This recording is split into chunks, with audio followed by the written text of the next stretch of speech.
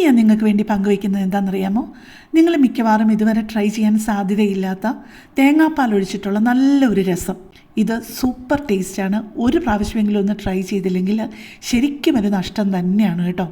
ഞാൻ ഈ രസം തയ്യാറാക്കിയിട്ട് ഇതിൻ്റെ കൂടെ വെറും പാവയ്ക്ക വറുത്തതും ഒരു മുട്ട പൊരിച്ചതും മാത്രമാണ് കഴിച്ചത്. അതുപോലെ ടേസ്റ്റായിരുന്നു. നിങ്ങൾ ഇതൊരു പ്രാവശ്യമെങ്കിലും ഒന്ന് ട്രൈ ചെയ്യാതിരിക്കല്ലേ.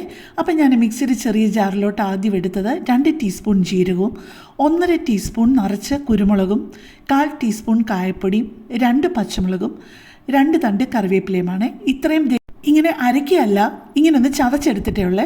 ഇനി അതിനകത്തോട്ട് ഒരു കാര്യം കൂടെ ചേർക്കാനുണ്ട്. ഒരു 5-6 അല്ലി വെളുത്തുള്ളിയും കൂടെ, സാമാന്യം വലിപ്പമുള്ള ഒരു 6 അല്ലി വെളുത്തുള്ളിയും കൂടി എടുത്ത് അതിൻ്റെ കൂട്ടത്തിൽ നന്നായിട്ടൊന്ന് ചതച്ചെടുത്തിട്ടുണ്ട്. പിന്നെ ഒരു ചെറിയ നാരങ്ങ വലിപ്പത്തിൽ പിഴിപുളി എടുത്തിട്ടുണ്ട്. അതിനകത്ത് കുറച്ച് വെള്ളവും കൂടി ഒഴിച്ചൊരു 1/3 കപ്പ് വെള്ളവും കൂടി ഒഴിച്ച് നന്നായിട്ടൊന്ന് പുളി പിഴിഞ്ഞ് വെച്ചിട്ടുണ്ട്.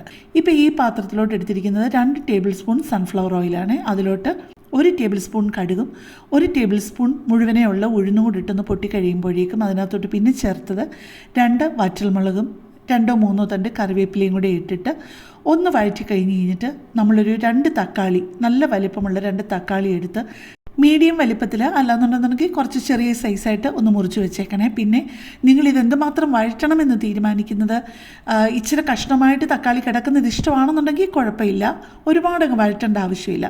പക്ഷേ എനിക്ക് ഒരുപാടങ്ങ് തക്കാളി കിടക്കുന്നതിലും കുറച്ച് നന്നായിട്ട് വഴറ്റുന്നതാണ് ഇഷ്ടം എന്നുള്ളതുകൊണ്ട് ഇച്ചിരി നന്നായിട്ടൊന്ന് വഴറ്റുന്നുണ്ട്. പിന്നെ അത് വഴറ്റാൻ ആവശ്യമായിട്ടുള്ള 1 ടീസ്പൂൺ ഉപ്പും കൂടെ അതിൻ്റെ ഒപ്പം ചേർത്ത് കൊടുത്തിട്ടുണ്ട്.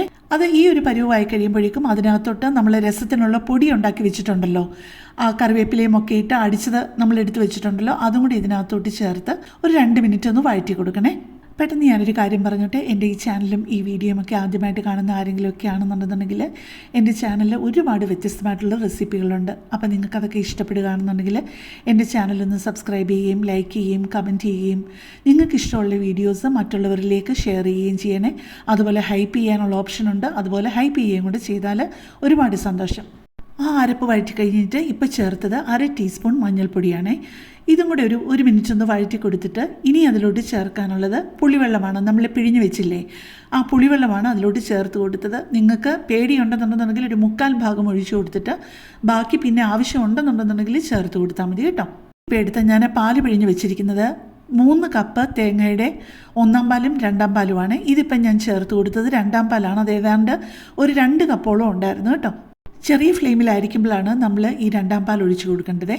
പിന്നെ അതിനകത്തോട്ട് ചേർക്കേണ്ടത് നല്ല ഒരു പിടി മല്ലിയില, ഏതാണ്ടൊരു അരിഞ്ഞതാണെന്നുണ്ടെന്നുണ്ടെങ്കിൽ ഒരു 1/2 കപ്പോളം ഉണ്ടായിരുന്നേ.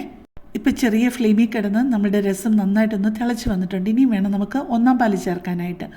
3 കപ്പ് തേങ്ങയിൽ നിന്ന് എടുത്ത് ഏതാണ്ട് 1.5 കപ്പ് നല്ല കട്ടിയുള്ള തേങ്ങാപ്പാലുണ്ടായിരുന്നേ.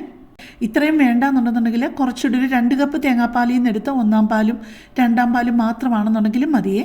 ഇപ്പോൾ ഫ്ലെയിം കംപ്ലീറ്റായിട്ട് ഓഫ് ചെയ്തിട്ട് 1-ാം പാലും കൂടെ ഒഴിച്ച് ഉടനെ തന്നെ ഇളക്കി കൊടുക്കുകയാണ് കേട്ടോ. ഇതങ്ങ് പിരിഞ്ഞതുപോലെ ആവാതിരിക്കാനായിട്ട് പ്രത്യേകം ശ്രദ്ധിക്കണേ. നിങ്ങൾ ഒഴിച്ചു കൊടുത്തപ്പോൾ തന്നെ കണ്ടല്ലോ, നമ്മൾ ആദ്യം ആ ഒഴിച്ചു കൊടുത്ത് ആ 2-ാം പാലിൽ ഇച്ചിരി തിളയ്ക്കുന്നുണ്ടായിരുന്നു.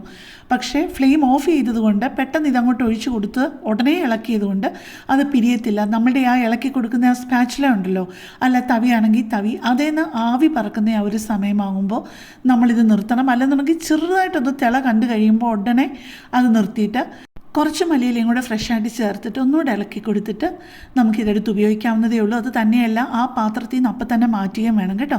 അല്ലെങ്കിൽ ആ പാത്രത്തിൻ്റെ ചൂട് കൊണ്ട് തന്നെ അതിൻ്റെ സൈഡൊക്കെ അങ്ങ് പിരിഞ്ഞതുപോലെയാവും. അപ്പോൾ സാധിക്കുന്ന എല്ലാവരും ഇതൊന്ന് ട്രൈ ചെയ്തിട്ട് ഇഷ്ടപ്പെട്ടോ എന്ന് എന്നെ അറിയിക്കുകയും വേണേ. അപ്പോൾ കൂടുതൽ നല്ലൊരു വീഡിയോ ആയിട്ട് നമുക്ക് പിന്നെ കാണാം. താങ്ക്